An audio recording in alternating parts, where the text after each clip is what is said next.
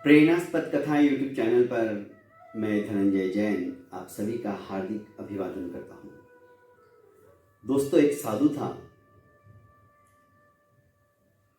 किसी गांव के बाहर एक पनघट के पास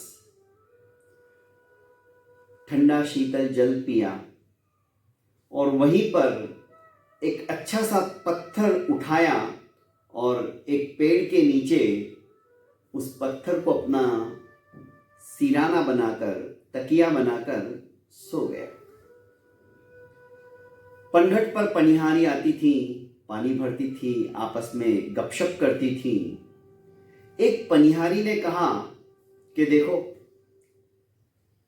साधु तो बन गया पर तकिए का मोह नहीं छूटा है। तकिया नहीं मिला तो पत्थर ही उठा के उसने तकिया बना लिया। साधु ने सोचा, बात तो सही कह रही है, गलत कुछ नहीं है। साधु ने पत्थर उठाया और एक तरफ फेंक दिया और ऐसे ही हाथ को ही नीचे रखकर सो गया। दूसरी ने कहा, देखो, दिल में बात चुभती है। सन्यासी हो गए तो क्या हुआ, पर अभी तक कोई बोलता है तो सीधा दिल पे प्रहार करता है। जब तक यह आदत नहीं छूटेगी तो क्या फायदा। साधु सोचने लग गया, बात तो सही कह रही है। तीसरी ने आके कहा कि हे महात्मन, हमारी जैसी यहां पर सैकड़ों महिलाएं आएंगी, आप उनकी बात सुनकर बार बार परिवर्तन करते रहोगे तो साधना कब करोगे।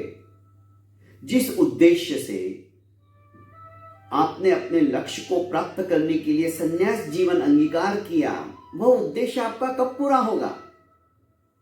महात्मा सोचने लग गए।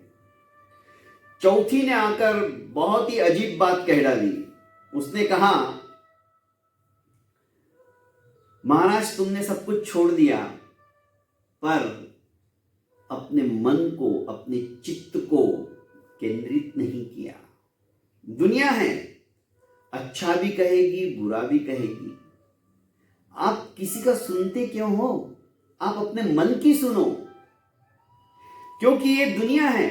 आप ऊपर देख के चलोगे तो कहने लगेगी अभिमानी हो गया, नीचे की तरफ देखता ही नहीं है। अब तो बस उसकी आंखें तो हमेशा आसमान की तरफ रहती हैं।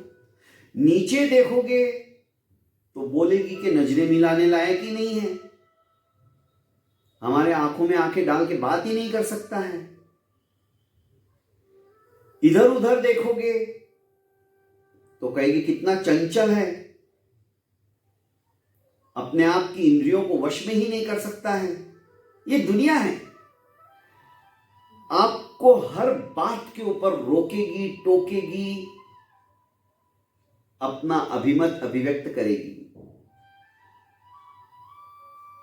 आप जब तक अपने मन को काबू में नहीं रखोगे तब तक आपकी साधना भी अधूरी है, आपका लक्ष्य भी अधूरा है। महात्मा की आंखें खुल गई। पनिहारी पानी भरते भरते उन्हें बहुत कुछ सिखा के चली गई। दोस्तों, हमारे जीवन में भी ऐसा ही है। हम क्षण क्षण के अंदर, मिनट मिनट में अपने विचारों का परिवर्तन कर लेते हैं। जब कोई आके हमें कहता है कि ऐसा नहीं, तुम ऐसा करो, और हमें लगता है कि हाँ, मुझे तो ऐसा करना चाहिए, फटाक से हम अपने गोल से थोड़ा सा हट जाते हैं।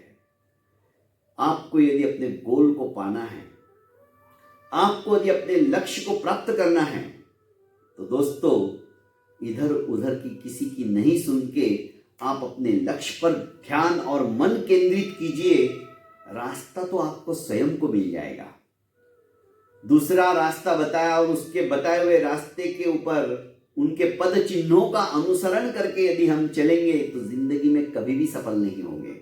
हमें अपना रास्ता बनाना है, लोगों ने हमारे पद चिन्हों का अनुसरण करना चाहिए, तब कहीं जाकर हमारा जीवन सफल होगा। बहुत बहुत धन्यवाद दोस्तों। मेरी इस प्रेरणास्पद कहानियों में छोटी छोटी पर बहुत ज़्यादा प्रेरक ऐसी कहानियाँ रहती हैं। और आपने अभी तक इस चैनल को लाइक एवं सब्सक्राइब नहीं किया है तो कर लीजिए और ज़्यादा से ज़्यादा इसे अपनों को फॉरवर्ड कीजिए। प्रणाम।